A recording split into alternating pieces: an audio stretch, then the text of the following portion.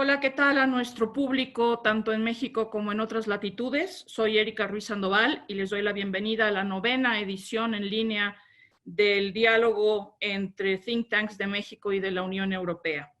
Esta vez estamos inaugurando una cosa nueva, que es tener interpretación simultánea, así que pueden elegir en qué idioma van a escuchar todo el webinar. Puede ser en inglés o en español. Así que en la parte de abajo de su pantalla tienen la manera de poner esa opción. La Organización Mundial de la Salud estableció 6 recomendaciones, las cuales deben basarse en evidencia, tener datos sólidos y demás, y además implementarse de manera incremental para cualquier gobierno que desee empezar la desescalada de las medidas de confinamiento. La primera es que la transmisión de la COVID-19 esté controlada. La segunda, que haya capacidades suficientes del sistema de salud y el de salud pública en particular para permitir la detección, las pruebas, el aislamiento y la cuarentena de ser necesario. La tercera es que los riesgos de contagio en zonas de alta vulnerabilidad estén minimizados, y aquí hablamos, por ejemplo, de los asilos de ancianos. 4, que las medidas preventivas en las áreas de trabajo estén establecidas. 5, que el riesgo de los casos importados esté bien controlado. Y 6, que las comunidades estén plenamente involucradas.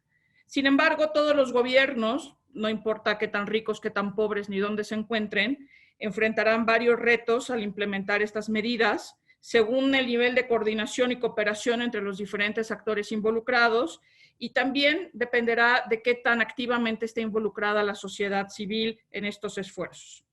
En todo el globo, la COVID-19 ha tenido un impacto regional diferenciado, lo que ha requerido de respuestas de política pública y de gobernanza específicas. Sin importar si se trata de Lombardía o de la Ciudad de México, la verdad es que el impacto de la pandemia ha tenido consecuencias asimétricas que los gobiernos tienen que tomar en consideración. Los gobiernos subnacionales son los que están al frente de la COVID-19 y por consiguiente se requiere flexibilidad administrativa de su parte y también de los gobiernos nacionales para responder mejor y más rápido. Más aún, la coordinación en todos los niveles de gobierno, se trate del nivel supranacional en el caso de la Unión Europea o de los niveles nacional y subnacional en los Estados miembros y en México, serán clave para minimizar los fallos en el manejo de la crisis. Según la Organización para la Cooperación y el Desarrollo Económicos, los mecanismos de coordinación se deben basar en la descentralización o la centralización o en alguna cosa intermedia. Sin embargo, lo más importante es la capacidad de los actores gubernamentales para alinear prioridades, implementar respuestas conjuntas, apoyarse entre sí y fomentar compartir información en el día a día, incluyendo a los ciudadanos. Más aún, el impacto económico en el mediano plazo será diferente en todas las regiones. Dependerá del papel que cada una de ellas desempeñe, por ejemplo, en las cadenas globales de valor, en el tipo de actividad económica especializada que realicen, por ejemplo, si se trata de turismo, y de su exposición a los sectores involucrados en el comercio. Más aún, se espera que las finanzas subnacionales sufran bastante estrés debido a las fuertes presiones que hay sobre el gasto subnacional.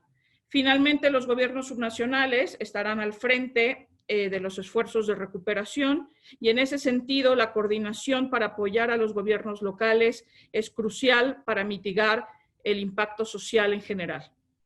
Este webinar va a analizar las políticas que se han diseñado tanto en México como en la Unión Europea para las medidas de desescalada después de la pandemia y que consideran los impactos territoriales y cómo se articula esto en los distintos niveles de gobierno. Los expertos mexicanos y europeos que nos acompañan compartirán su experiencia y nos darán alguna idea sobre las posibilidades y riesgos de las decisiones que ya se han tomado, así como las áreas potenciales en las que México y la Unión Europea podrían cooperar en el futuro. Le doy la bienvenida entonces a Guillermo Cejudo, quien es secretario académico del Centro de Investigación y Docencia Económicas, el CIDE, y un gran especialista en términos de administración pública.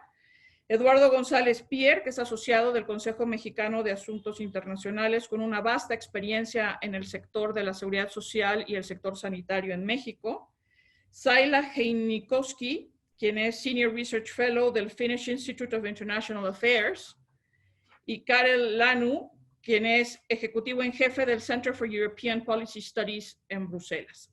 Muchas gracias por acompañarnos y por compartir sus conocimientos con nosotros. Conforme va avanzando esta conversación, pueden poner sus preguntas en el chat que pertenece a este webinar y dirigirlas al experto de su preferencia. Al final seleccionaremos algunas de ellas para que ellos los contesten y de antemano les pedimos una disculpa si no conseguimos llegar a todas. Nuestro primer orador es Karel Lanu.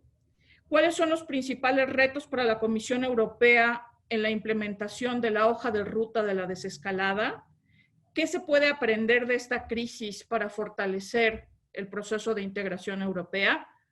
Tiene 5 minutos.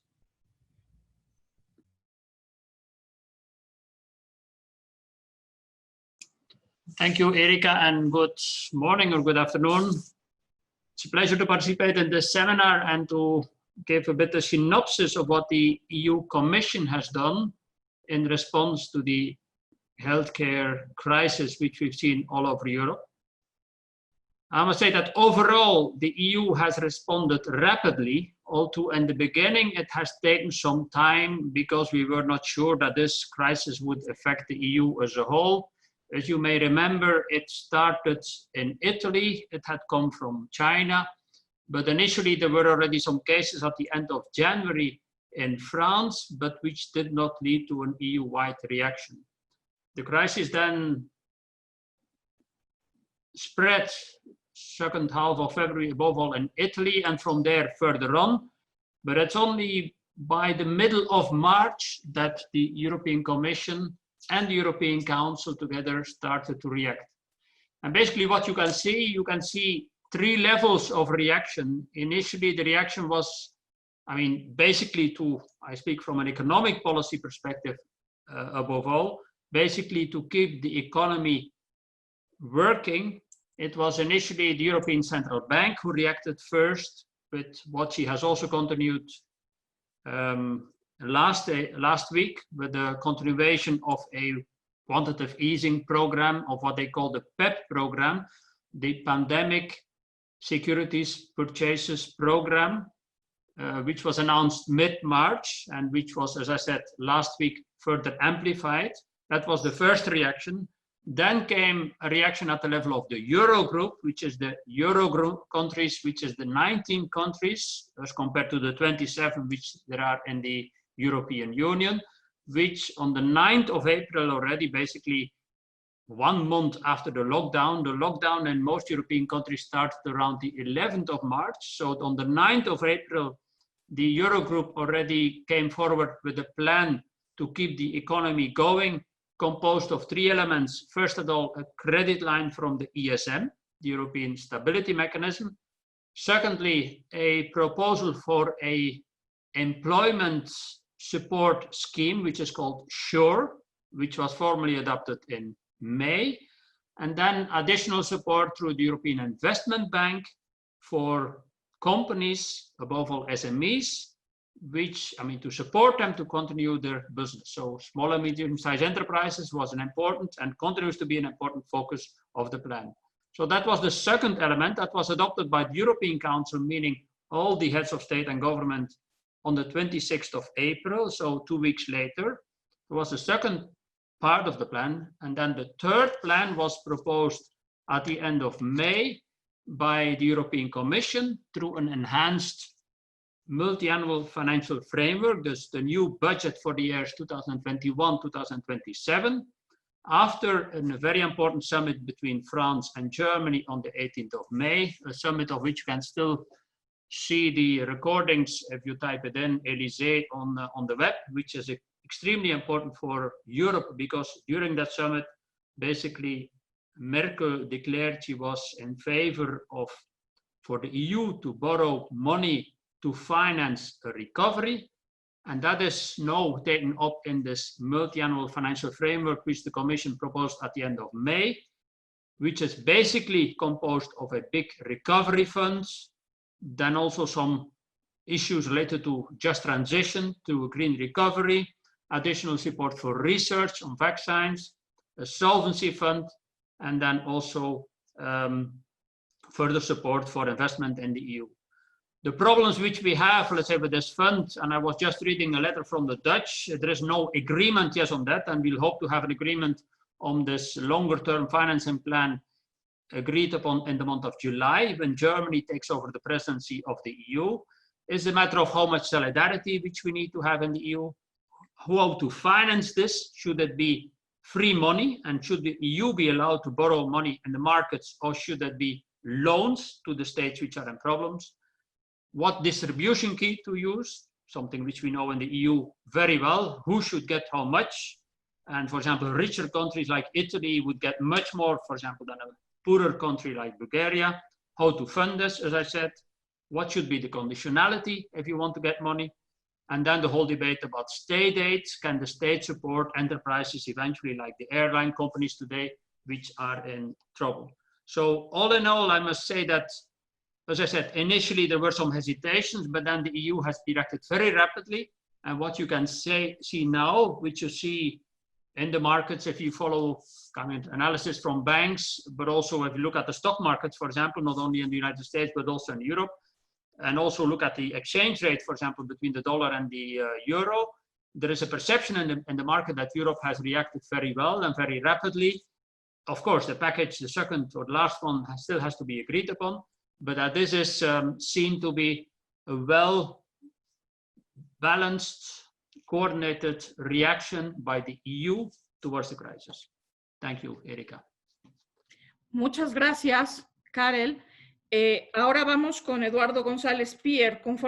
Así como ha dicho la Organización Mundial de la Salud, los sistemas de salud desempeñan un papel crucial en la desescalada y en el regreso a la llamada nueva normalidad. ¿Podría explicar cuál es el estado de la cuestión para el Sistema Nacional de Salud en México y cuáles son los elementos clave a considerar en la coordinación entre los niveles subnacional y federal? Tiene 5 minutos. Muchas gracias, Erika. Antes que nada quiero agradecer la invitación y felicitar a la iniciativa de diálogo entre think tanks por estas 9 ediciones. Yo creo que si alguna lección nos ha dado esta crisis sanitaria es que la colaboración internacional es de suma importancia. Karel ya mencionaba lo útil que ha sido poder interactuar con otros países para entender qué es lo que funciona y no funciona. Creo que específicamente, aunque la crisis haya iniciado en Asia, la experiencia europea ha sido de suma importancia para México. Nada más por mencionar, tenemos aún dentro de un continente con tanta proximidad casos distintos. En el modelo de distanciamiento físico, lo que hizo Suecia contra lo que hizo Noruega, generó resultados muy distintos y eso ha sido un aprendizaje no nada más para México, para el resto del mundo. 2 países con sistemas de salud similares y una capacidad médica muy desarrollada como Alemania y Francia han tenido desenlaces muy distintos en la mortalidad de sus pacientes en los hospitales y el resto del mundo, incluyendo México, hemos estado muy atentos en entender todas estas experiencias de los países europeos. Ahora, entrando al tema de la nueva normalidad y el sistema de salud, creo que es muy importante entender la nueva normalidad como un nuevo nivel de confianza de la población. Cómo vamos a comportarnos en la nueva normalidad tiene que ver con cómo vamos a generar una nueva confianza en lo que hacemos cotidianamente y particularmente en nuestras instituciones. Y una de las instituciones más importantes a las que hay que aludir es al sistema de salud. Entonces ya lo mencionabas, Erika, son varios los criterios que se han generado donde hay consenso en el resto del mundo. Los comentaste muy bien, los 6 consensos que se han compartido por la Organización Mundial de la Salud, pero en particular hay 3 aspectos o dimensiones del sistema de salud que son los que van a generar confianza en la población y nos van a llevar a este nuevo nivel de nueva normalidad. Y los menciono. El primero, y yo creo que el más importante, es la confianza que tengamos en las instituciones de salud en saber identificar casos. Es decir, qué tan rápido y qué tan confiable es las cifras de nuevos casos, nuevas infecciones, como de mortalidad. Y en este caso, México, desafortunadamente, no ha tenido un desempeño muy rescatable porque no ha basado mucha de su sistema de monitoreo en pruebas. Entonces, somos de los países con menos pruebas por 1000 habitantes, lo cual nos lleva a un sistema de confianza no deseable en la parte de monitoreo. Segundo punto es la capacidad del sistema para identificar, monitorear y rastrear y en su caso aislar nuevos casos. Esto es particularmente relevante en la reapertura. Vemos que los países que empiezan a abrir su activación, empiezan a generar el regreso a las actividades normales, tienen rebrotes, tienen aumentos en casos y lo que necesita es un sistema de salud que sepa reaccionar oportuna y confiablemente, que los pueda aislar y después dar el necesario seguimiento. Ese es el segundo tema. Y el tercer tema es la capacidad que tengamos y la confianza en la respuesta del sistema médico, principalmente el sistema hospitalario, y la capacidad de que los pacientes que desafortunadamente acaban en terapia intensiva puedan tener un desenlace positivo. En ese sentido, el sistema de salud juega un papel importantísimo en esta nueva confianza que a su vez va a explicar la nueva normalidad. Sobre el tema de los órdenes de gobierno, me detengo aquí para una próxima intervención porque es muy importante entender también en el contexto de las elecciones internacionales cuál es la mejor forma de armonizar las políticas federales, estatales, locales, inclusive las globales. Gracias, Erika. Muchísimas gracias, Eduardo. Zaila, el espacio Schengen es uno de los rasgos fundamentales de la integración europea. Sin embargo, durante la crisis de COVID-19 se cerraron las fronteras por primera vez en la Unión Europea. Ya que será clave la forma en que se maneje el riesgo de los casos importados, según dice la hoja de ruta de la desescalada europea, ¿qué retos puedes prever para la coordinación entre la Unión Europea y los Estados miembros en términos de control fronterizo? Tienes 5 minutos.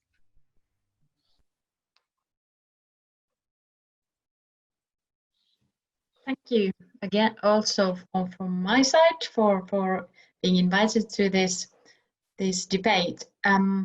Yes, that's a very, very good question. I think, what compared to many other fields, it was the border control, how member states took these individual decisions without consulting or coordinating their decisions in any way. So it was only after some countries had already notified that they will start internal border controls and also restrict the entry of EU citizens that the Commission actually took some actions and started providing these guidelines, and then when the countries closed their external borders, that's when they did an unanimous decision. It was only Ireland that left out from this decision.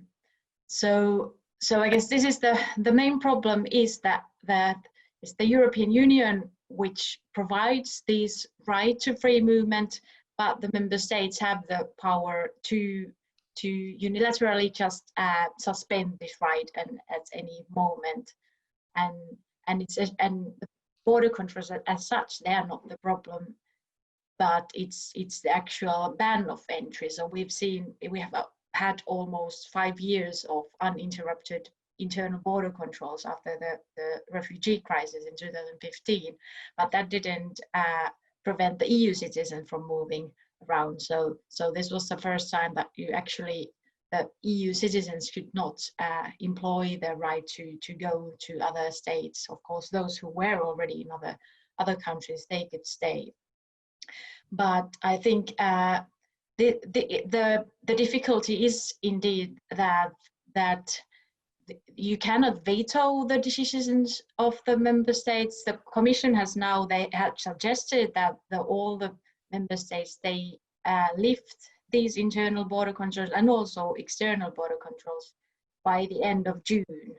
But I do not think that many all countries at least will do that. We've already seen that some countries have lifted the border controls, but others, for example, Hungary has already notified that it will continue these COVID-related border controls until November in its notification.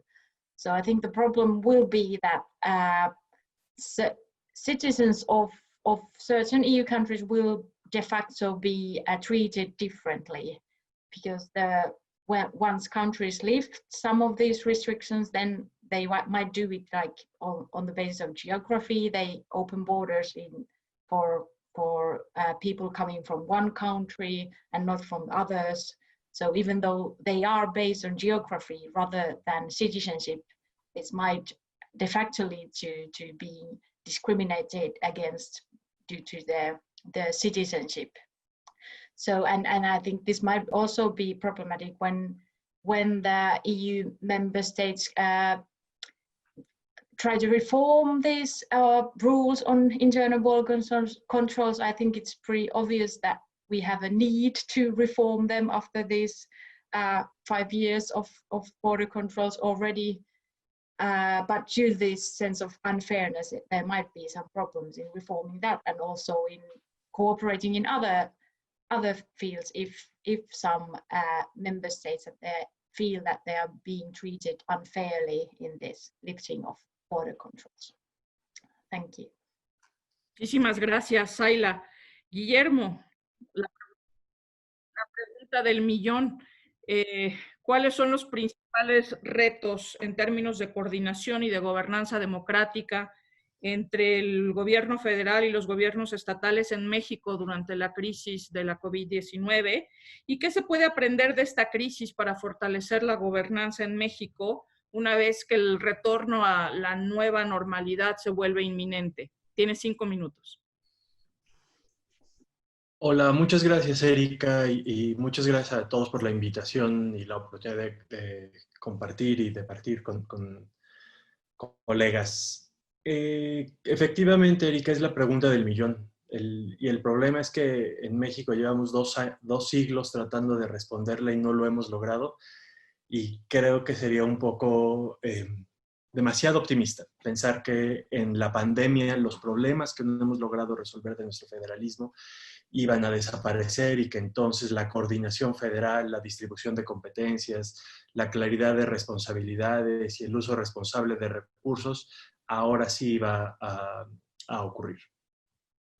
Hay una discusión muy interesante que se ha planteado sobre las diferencias en países federales. Eduardo hacía la comparación entre medidas sanitarias entre Suecia y Noruega. Creo que también hay una discusión dentro de países federales sobre la eficacia de la respuesta y tenemos pues también extremos. Tenemos extremos como el de Alemania, que pues por lo pronto parece ser una historia de éxito de un gobierno federal que logró coordinar y descansar buena parte de la responsabilidad en la gestión de los gobiernos subnacionales, y en el otro extremo tienes a Estados Unidos, México o Brasil, donde por el contrario ha habido una disputa de competencias y posiciones claramente encontradas entre el gobierno nacional y los gobiernos estatales. Lo que creo que sí podemos decir sin ambigüedades es que el federalismo en México está crujiendo. Y cruje por lo que suelen crujir las cosas, porque no se habían movido y se empiezan a mover, y porque no están bien acomodadas las piezas y entonces hay fricciones y chocan. ¿A qué me refiero con que las piezas que se empiezan a mover? Me refiero a la innovación que estamos viendo en algunos estados que decidieron ir más rápido, más ambicioso o con medidas distintas de la federación, tanto en el confinamiento como ahora en la desescalada. Decisiones diferenciadas, no necesariamente todas buenas, no necesariamente todas basadas en evidencia y no necesariamente sostenidas, pero sí vimos estados que decidieron, por ejemplo, adelantar el cierre de escuelas, o estados que intentaron pruebas masivas. También vimos municipios que declaraban toques de queda o disputas entre gobiernos municipales y estados sobre quién podía cerrar los bares y cuándo cerrarlos. Pero lo que vimos fue el ejercicio de autoridad que se supone siempre está ahí en los estados y los municipios para tomar decisiones, y algunas con más creatividad que otras. Pero estamos viendo también los enormes desafíos de coordinación en materias, y aquí usaré el plural, sobre las cuales las competencias no siempre están del todo claras. A diferencia de materia sanitaria, donde la Constitución por lo menos establecía ese Consejo Nacional de Salubridad, General de Salubridad, que eventualmente, cuando se instaló, tomó decisiones de carácter nacional, es decir, que tenían que ser acatadas por todos los ámbitos de gobierno. En muchas otras materias no existe una autoridad equivalente y no es claro que la responsabilidad de tomar decisiones esté definida con precisión.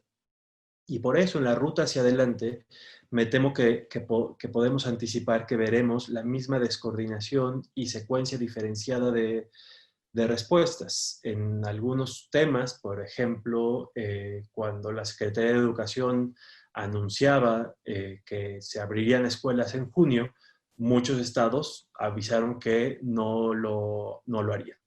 O cuando el subsecretario de Salud dio a conocer los llamados municipios de la esperanza para decir que había municipios que estaban listos para volver para llegar a la nueva normalidad, pues muchos presidentes municipales de esos municipios dijeron no lo vamos a hacer porque queremos precavernos. Y como eso, y esto lo dejo para mi siguiente intervención, las medidas de respuesta a las consecuencias económicas y sociales de la pandemia también está habiendo una enorme variedad. El nivel de recesión económica y las consecuencias en los niveles de pobreza y bienestar de las personas están requiriendo medidas de los estados que, de nuevo, están siendo descoordinadas y diferenciadas entre los distintos gobiernos subnacionales. Muchas gracias. Muchas gracias, Guillermo. Ahora pues vamos a enfocarnos un poco en la relación bilateral entre la Unión Europea y México, y considerando que la relación se basa en principios democráticos, en el respeto a los derechos humanos, en el respeto al Estado de Derecho, ¿ven ustedes alguna posibilidad en la cual ambas partes puedan colaborar para reforzar la buena gobernanza en los niveles local, nacional, regional y global, para poder lanzar mejores políticas públicas en términos de administración de fronteras, salud, política macroeconómica, etcétera? Todo esto después de la pandemia. Cada uno tiene 3 minutos y empezamos con Carol. Thank you, Erika. Of course, a difficult question. Let's say, what can the EU and Mexico do together? Also in a context where Mexico and the EU have just concluded a new free trade agreement with each other, a free trade agreement which also has a political angle, a cultural angle, but of course is mostly focused on trade. The problem is we look at a reaction to the crisis also from a European perspective. We see even at European level a rather protectionist reaction. Even at the national level, every state wants to protect its own industries. The clearest one has been Germany with an enormous package, something like 10% of GDP to support its industries. They have also given big support to Lufthansa, for example. So, but that is also from a European perspective, often creates problems from a state aid point of view that, for example, you support Lufthansa, but what do you do with other airline companies in other countries, and what is the impact on competition? If you then see this in a global angle, why the EU wants to do free trade agreements is basically to support global value chains. But if we have on the one hand free trade agreements, but on the other hand, the national reactions to the crisis, it basically undermines global value chains. If you then look specifically in the domain of healthcare, healthcare is not a competence for the EU at the moment, but there is now a call as part of this Franco-German agreement to start something like what they call l'Europe sanitaire, let's say the sanitary Europe or the Europe for healthcare. But that would mean that Europe would try to build up its own competences, sufficient autonomy in the domain of healthcare, for example, for materials, but also for pharmaceutical products, which could again also go in counter to free trade agreements. If you look at healthcare products today, Europe is extremely dependent on two big countries, India and China, for import of its health products. But if we were to say we need to have autonomy, that would mean that we need to re-nationalize or re-Europeanize certain sectors of industries which we have basically outsourced to other countries like India and China. The same thing may happen, for example, to countries like Mexico. You may know, let's say, that one of the recovery plans is that the recovery should be green. There is an insistence that, for example, we shouldn't support car industries to build new diesel cars or new fuel-driven cars. They should be electric cars. But we know that Volkswagen has, for example, big plans in Mexico. That would mean, let's say, if we support, for example, Volkswagen for its reconversion, it shouldn't be, let's say, to build the same cars again. It should be to invest in electric cars and to make sure, let's say, that we only produce electric cars in the future, at least from a European perspective. What does that mean for example, for a Volkswagen plant in Mexico? I don't know. Thank you. Muchísimas gracias, Karel. Eduardo, a partir de tu experiencia, más allá del ejemplo, ¿qué podemos hacer con la Unión Europea? Tienes 3 minutos. Gracias, Erika. Yo creo que es una excelente pregunta. Mira, una agenda de mejores prácticas y aprendizajes de esta crisis, yo creo que también viene, como es en el caso de salud, de un buen diagnóstico de qué fue lo que pasó, qué funcionó y qué no funcionó. Yo creo que lo que estamos viendo es una cosa muy interesante donde esto es un circo de 3 pistas simultáneas. Hay una agenda global entre países, incluyendo las instancias internacionales. Hay una agenda nacional y sobre todo destacada por la relación entre el nivel federal y los estados. Y luego hay una agenda municipal o comunitaria o local que interactúan. Ahora las 3 no son sucesivas. Lo que pasa a nivel municipal, Karel estaba hablando sobre Puebla, Planta, tiene que ver con lo global, además de lo nacional. Entonces las 3 pistas son al mismo tiempo. Lo que caracteriza estas 3 agendas y la capacidad de respuesta a los distintos órdenes es que es muy interdependiente, es muy heterogénea y está caracterizada por nuevas tensiones o este sistema de crujimiento del que mencionaba Guillermo. Entonces yo creo que lo que necesitamos es repensar. Dudo mucho que la mayoría de las instituciones salgan intactas de todo esto, pero quizás mi mensaje principal es hay que repensar nuevamente lo que estamos haciendo. Después de una buena crisis hay que aprovechar para tener buenas políticas. Muchas de las grandes instituciones y cambios han salido desafortunadamente de crisis globales o eventos, y esto yo creo que no va a ser distinto. Entonces, en ese sentido, repensar las experiencias exitosas después de un buen diagnóstico de qué quiere decir federalismo en materia sanitaria, federalismo educativo, federalismo en asuntos laborales, federalismo en asuntos económicos, porque lo que estamos viendo es que esta descoordinación de agendas de descentralización y federalismo son las que están generando este ruido de crujimiento y tensiones de las que ha hablado Guillermo. Gracias. Muchísimas gracias, Eduardo. Zaila, ¿qué podemos aprender los unos de los otros en términos de manejo de tus temas, de tu expertise, de manejo fronterizo, por ejemplo? ¿Qué dirías? ¿En qué podemos colaborar la Unión Europea y México? Tienes 3 minutos. Thank you. I think it's very useful to follow these international examples, and I think that if you look at the research on borders, I think the US-Mexican border and then the Mediterranean border in Europe, that those are the most analyzed borders that we see in scholarly literature, and I think it's very useful to look at these examples from around the world. But what I think what is kind of concerning in this situation is that what these border closures will do for international cooperation and global relations in general. So I think that we can see a bit the same what we see at the European level, that countries chose these national measures, and they many countries are only recommending people to do domestic traveling this summer, and kind of we see the same at the European level, that perhaps the Europeans they travel in Europe, and also in terms of trade we perhaps see some sort of this protectionism, or the willingness to be able to produce everything more locally.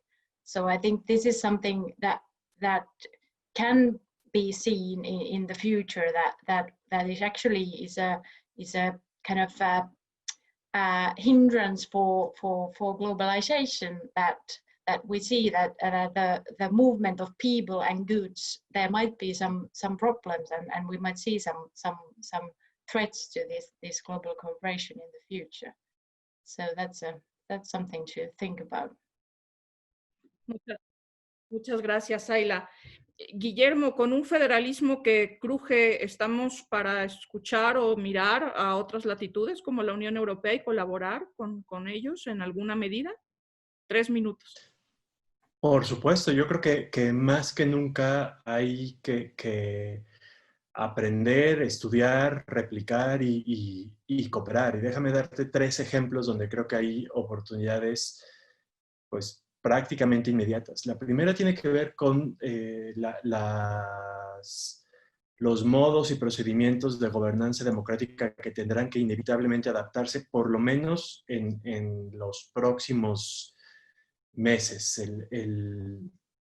Desde cosas tan simples como la forma en la que las precauciones sanitarias afectan las elecciones y las campañas políticas, que es algo que varios países que tienen elecciones pronto, y México tiene en exactamente un año la elección más grande de su historia. ¿Qué va a significar en términos, insisto, de cosas tan simples como los mítines y las casillas electorales, las reuniones, etcétera? Cómo preservar la interacción social y las prácticas democráticas en tanto que siga sin ser seguro los contactos y la cercanía como la era antes. Esa es una primera pregunta obvia. Una segunda es, ya lo adelantaban mis colegas, es las lógicas y los mecanismos específicos de cooperación y coordinación intragubernamental e intergubernamental. Así como se ha aprendido mucho de lógicas de integración de políticas en materia ambiental, en materia de cooperación, en la forma en la que se han aglomerado o conjuntado políticas de distintos países y de distintos ámbitos de gobierno para responder problemas complejos antes, creo que estaremos pronto viendo respuestas equivalentes de las cuales podremos aprender.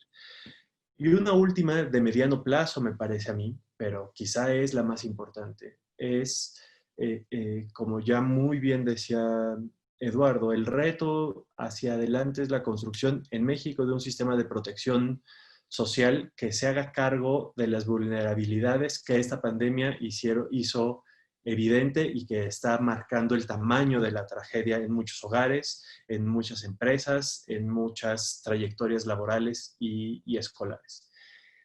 Y si algo ha enseñado el mundo, los países europeos, es respecto a la construcción de sistemas de protección social con distintas modalidades, con distintas reglas, distintos mecanismos de focalización y distintos mecanismos de financiamiento, pero de los cuales sin duda cualquier escenario, ya no solo para contener los efectos de la pandemia, sino para preparar al país y a la población para el futuro inmediato y dar una respuesta de trayectoria, de construcción nacional que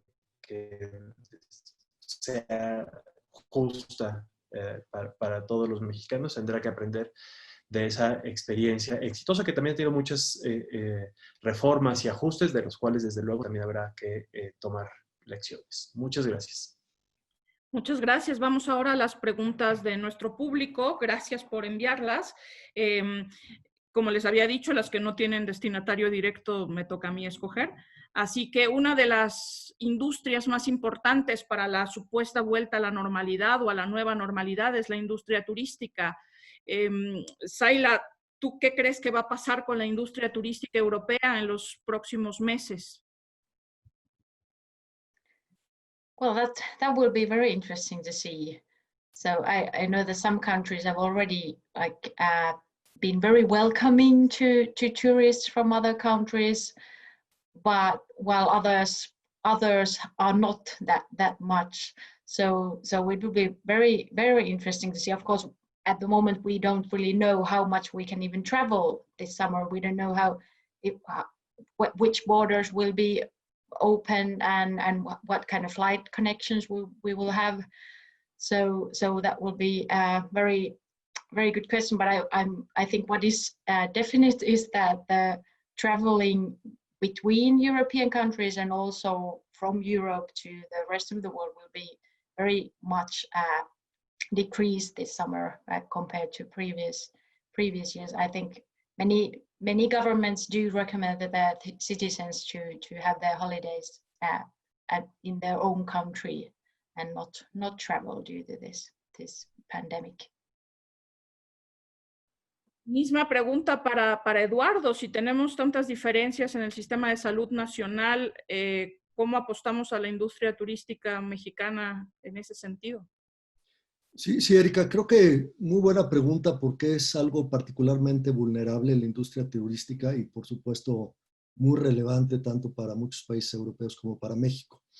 Yo creo que aquí hay que aprender de lecciones recientes. No es muy distinto, por supuesto, cada epidemia y pandemia tiene sus peculiaridades, pero ya pasamos por casos de cólera, ya pasamos por casos de Zika, ya pasamos por casos de dengue. Entonces, ¿qué pasa cuando hay una zona endémica de una epidemia? Genera desconfianza, temor a viajar. Entonces, las respuestas siempre han sido, número uno, apertura de datos, información. Los turistas se tienen que sentir con la confianza de saber qué es lo que está pasando en un destino turístico y eso depende mucho, regresando a la primera conversación, sobre la capacidad de respuesta del sistema en materia de monitoreo, le hace pruebas.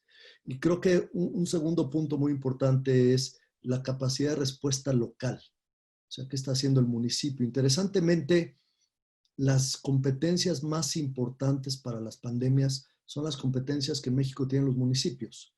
Hay que recordar que esto surgió de una ciudad en un mercado cuya regulación es competencia de los municipios. Entonces, tenemos que regresar a repensar cómo fortalecemos las capacidades locales del control de las epidemias. Muchas de las facultades en México para controlar epidemias están en la Constitución otorgados a los municipios, el manejo de mercados, el manejo sanitario de mercados entre ellos. Entonces, regresar a eso, la colaboración de qué funciona y qué no funciona localmente y cómo fortalecer las capacidades locales de rápida respuesta y mejor manejo de información confiable. Muchas gracias. Karel, la pregunta es ahora para ti. ¿Hay algún órgano en la Unión Europea que pueda evaluar las políticas y respuestas de los Estados miembros a la crisis y dar recomendaciones basadas en la evidencia? También hay otra pregunta que se relaciona y que tiene que ver con que ¿por qué se habla siempre de los peores casos de la Unión Europea y de no de los que han sido exitosos en el manejo de la pandemia? ¿Por qué nos hemos enfocado tanto en Italia, en España y menos en Croacia, en Grecia, etcétera?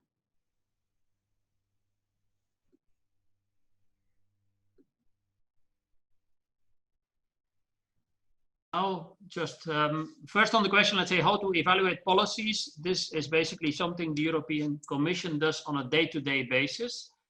The European Commission, for example, when it proposed 10 days ago the new financial package, there was a staff document accompanying this financial package saying, evaluating or making an analysis, why are we now proposing such a big package of 2% of gross national income to support these and these countries, and why would we give more to Spain and Italy than, for example, to Germany? And then they have a whole reasoning of this. So this is what I would call the ex-ante evaluation by the EU, which is the Commission services, which mostly do it, in that case, or DG ECFIN or DG Budget, or depending on the subject.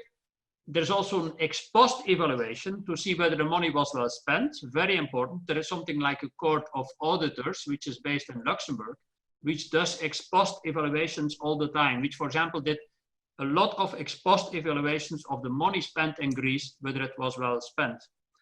Then on your second question, which was about what again, Erika? Why do we focus on the worst some countries scenarios are not of many countries? Of course, because if there are 30,000 dead in Spain or in Italy, we think about this. But if there are only 4,000 or 5,000 in Germany, we speak a bit less about this. This is obvious. But what we haven't done sufficiently in Europe yet, you see newspaper articles about this, but why is it that some countries were much more hit than others? And we still do not know. You see the debate in Sweden, for example, at the moment, did you need to have lockdown, yes or no? But there is more or less a consensus now, I think, that the lockdown was good. The problem in the case of Italy and Spain is that they have started with the lockdowns much too late. Italy hesitated between closing down, opening up again, and then closing down until they had a very strong lockdown. But at that moment, it was already much too late. And I don't know whether the people in Mexico know, but one of the big propagators of the contaminations in Italy and Spain was a football match between, I think, Bergamo and Valencia, in which 60,000 people took part. You can imagine if you have this, Bergamo on the one side, very hardly hit, and on the other side, Valencia. Yes. So I think it's a perfect proof, let's say, that governments need to be, I think Eduardo was saying this, governments need to be at all levels extremely vigilant in times of pandemics, inform each other, and then react rapidly to see what they will do. And I think in Europe, we have learned a lot of lessons how to deal with this in the future. And I think the German example will stand as an example, certainly for the other countries, where Germany has started very early on to have many tests with citizens and isolate those which were problematic cases. Bueno, gracias. Ahora vamos con Guillermo. Si tú tuvieras la capacidad de diseñar el próximo programa de cooperación entre México y la Unión Europea, que tiende a ser una cooperación paritaria, ¿cuál sería la recomendación para apoyar a los municipios, dado que ahí está el principio de esta historia? Pues creo que tendría en el centro un programa de fortalecimiento de capacidades en los gobiernos municipales. Yo creo que algo que fue muy evidente en estos meses, que si bien la pandemia tomó de sorpresa y mal preparados a todos los gobiernos, y todos los gobiernos tuvieron de todos los países, de todos los ámbitos de gobierno, que responder con medidas más o menos, algunas más improvisadas, otras ya preparadas con tiempo. Lo cierto es que los gobiernos municipales mexicanos tuvieron que volverse de ser gobiernos con capacidades precarias para lidiar con las cosas ordinarias, a ahora lidiar con cosas extraordinarias. Y hubo, incluso desde las propias autoridades nacionales, muy poco acompañamiento en la construcción de protocolos, sistemas, decisiones, guías. De repente, cosas tan simples como las que contaba Eduardo, decisiones sobre si mantener o no los mercados, abrir o no las calles, qué hacer con tus propios empleados, fueron decisiones que terminaron descentralizadas. Y en un momento donde justo lo que se requiere son políticas coordinadas, bien construidas y basadas en evidencia, pues no tuvimos los mejores resultados ahí. Por eso yo creo que una tarea crucial tiene que seguir siendo la construcción de capacidades en los gobiernos locales mexicanos, dándonos, por supuesto, cuenta de la enorme heterogeneidad entre ellos, conociendo que hay municipios que son pues, gobiernos metropolitanos que gobiernan pues, incluso más población que muchos países del mundo, pero que también que hay gobiernos que son en realidad pues, apenas autoridades sobre territorios muy pequeños y poblaciones muy pequeñas también. Entonces, construir capacidades significa cosas muy diferentes, pero siempre centrado no solo en la construcción de conocimientos y la transmisión de habilidades a las personas, sino también a la construcción de capacidades organizacionales, de procesos, de tecnología y de prácticas que puedan darle cierta continuidad a las decisiones que estos gobiernos van tomando. Muchas gracias. Hay una pregunta dirigida específicamente a Karel. ¿Usted considera que la ratificación del nuevo acuerdo global puede ser obstaculizada por los parlamentos de los Estados miembros de la Unión Europea, considerando que la pandemia exacerbó el proteccionismo y el nacionalismo? I don't think so. We have seen, probably if you look at two recent ratifications of agreements, there was the CETA, which came into force, by the way, after half of the national parliaments had ratified, so it could provisionally come into force after half of the member states ratified. And it's, I think, for now already almost all have ratified the CETA agreement, the agreement with Canada. Then there was the Japan agreement, the Japan EPA, the European the Economic and Political Partnership Agreement, which, by the way, unlike the CETA agreement, was approved in the European Parliament without any problems. Why? Because the Parliament saw the danger of increasing unilateralism from the United States. So I think, let's say, that the prevailing mood in national parliaments in Europe will be, if at least the majority of national parliaments can agree on the ratification of the agreement with Mexico, that we need to protect multilateralism.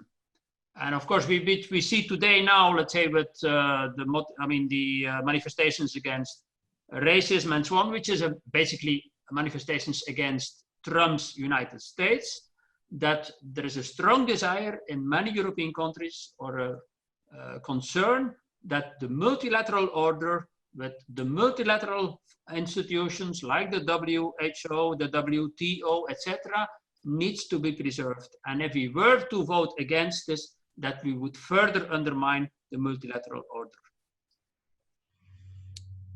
Muchas gracias. Una pregunta ahora dirigida específicamente a Eduardo. ¿Cuál es la principal lección para el sistema de salud que tendríamos que sacar de esta pandemia en México? ¿Y cómo podemos fortalecer nuestras capacidades en colaboración y en cooperación con la Unión Europea? Gracias, Erika. Una pregunta muy importante. Creo que regresamos al tema de una buena terapia en políticas, tiene que ver con un buen diagnóstico de la situación. Como suele suceder cuando los sistemas están en tensión, afloran debilidades que por lo regular no afloran en otros tiempos. Y lo que estamos viendo en el sistema de salud actualmente son esas debilidades quizás subyacentes por mucho tiempo, que ahora las estamos haciendo evidentes. Entonces hay que hacer muy claramente un diagnóstico de qué es lo bueno y qué es lo no tan bueno del sistema, y después entender dónde están las respuestas. A través de los últimos 60 años, el sistema de salud en México y en buena parte del mundo se ha basado en las experiencias de política de salud de Europa.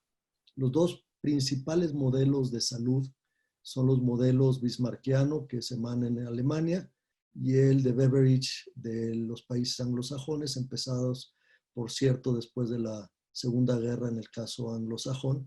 Y ese ha sido el debate, y sobre todo donde hemos estado viendo las políticas de salud antes de la crisis.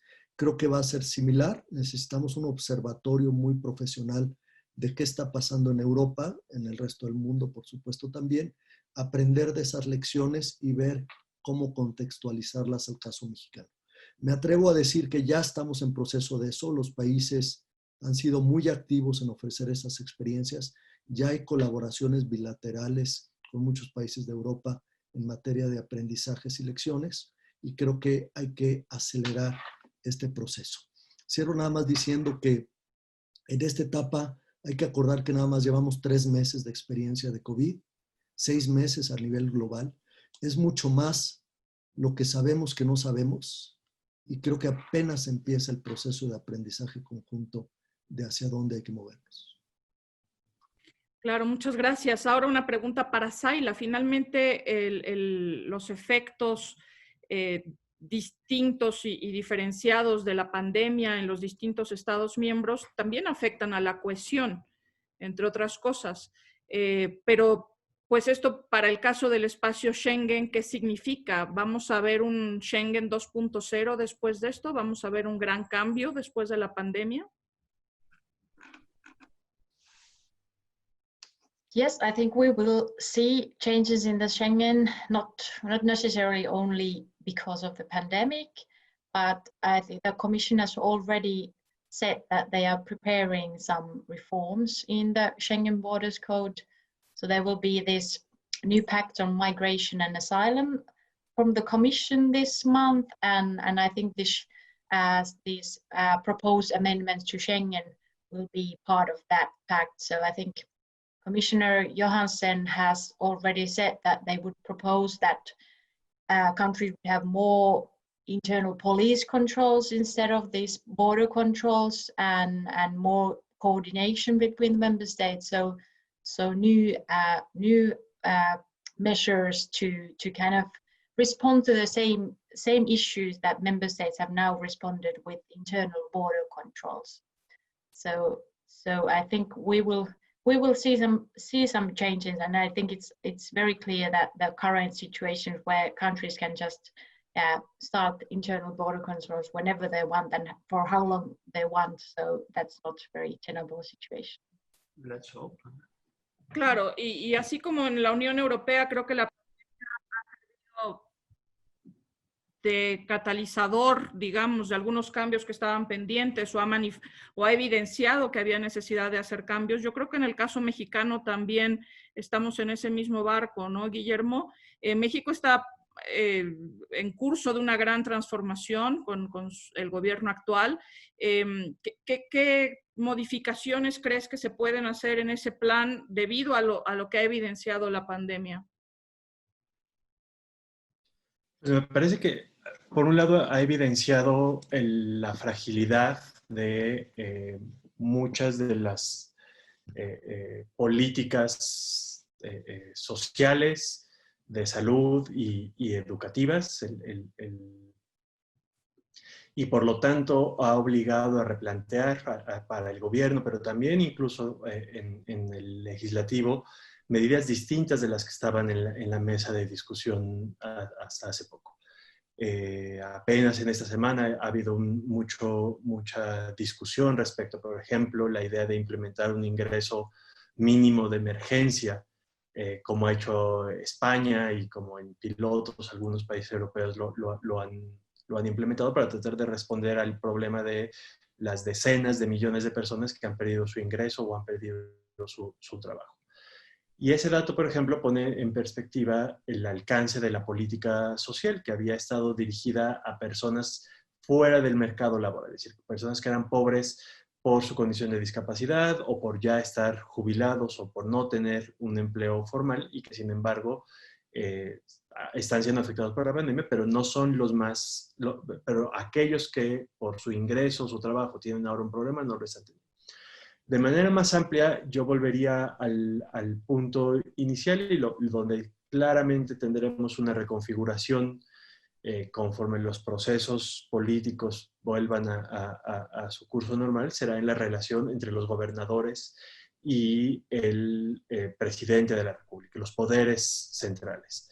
Estamos viendo en esta semana conflictos claros entre el gobernador de un estado y el presidente de la República, pero las tensiones latentes entre varios gobernadores, no solo por su ideología o posición política, sino simplemente por la tendencia centralizadora que había ocurrido en los primeros 2 años del actual gobierno, sin duda generará reacciones en los próximos años. Y de manera más amplia, yo creo que al igual que todos los países del mundo, habrá un serio cuestionamiento a las autoridades por la efectividad o no efectividad de las políticas frente a la pandemia. Mientras estemos en emergencia, claramente hay una breve pausa al cuestionamiento por las medidas y sus consecuencias, pero claramente, como ya está ocurriendo, por ejemplo, en el Reino Unido o en Suecia, pues ocurrirá acá que las decisiones tendrán que ser examinadas y los responsables llamados a cuentas por los buenos resultados, pero también por los déficits que todas las intervenciones pueden tener respecto a la respuesta a la pandemia y a las consecuencias económicas y políticas que todos estamos viviendo. Sin duda, tiempos interesantes en todas partes. Ahora, una pregunta para Carol. ¿Qué podemos esperar de la presidencia alemana? Si al final, en buena medida, es un tema de liderazgo, esto de cómo salimos a la nueva normalidad. ¿Tenemos grandes expectativas sobre la presidencia alemana?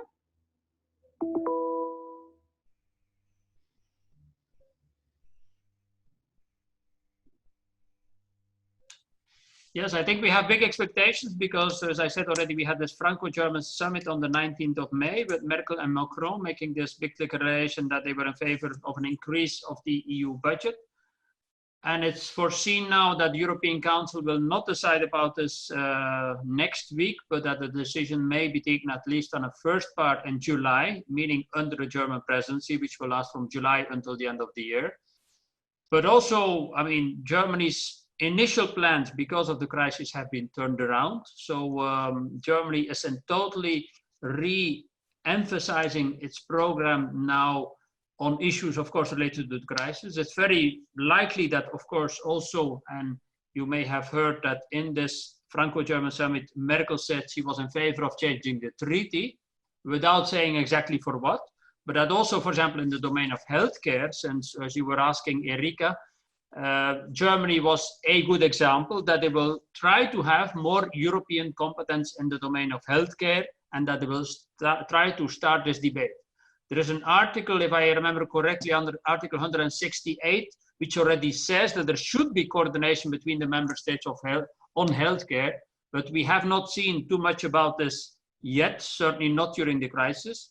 We in Europe have something like a European Center for Disease Control, like in the United States. You also have the CDC, and Europe we have the ECDC, but I think not one European citizen knows about this center and what they did because they were almost absent and they did not help us in detecting the first signs of the pandemic and saying what we should do. But then also on the international scene, Germany, which is very much in favor of trade, I heard that Germany will do a lot on the cooperation between the EU and China, even if there are no frictions on the international scene. China will be the big issue at the international scene on the agenda of Germany. You also have heard that Merkel said she does not want to participate in the G7 for reasons of the pandemic. She doesn't want to go to the United States, but that basically was an easy excuse for her because she doesn't want to meet Trump at all.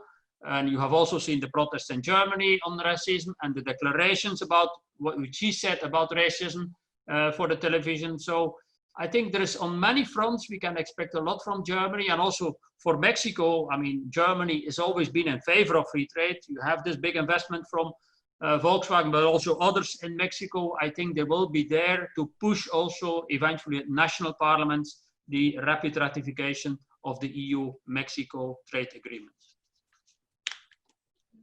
Gracias, Karel. Felizmente el tiempo se nos ha agotado.